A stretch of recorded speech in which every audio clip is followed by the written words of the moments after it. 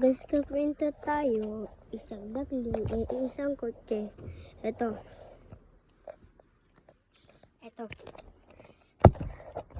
Ka. Isang kanina si Ducky. Natin yan lagi. Yung kasama niya kasi rarating na. Naisap sila nito. Alam mo ba yung duckling? Alam mo ba yung duckling? Ito yung balita, oo, kotse.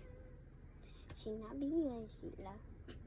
Yung kinunong dapat daw yung duckling.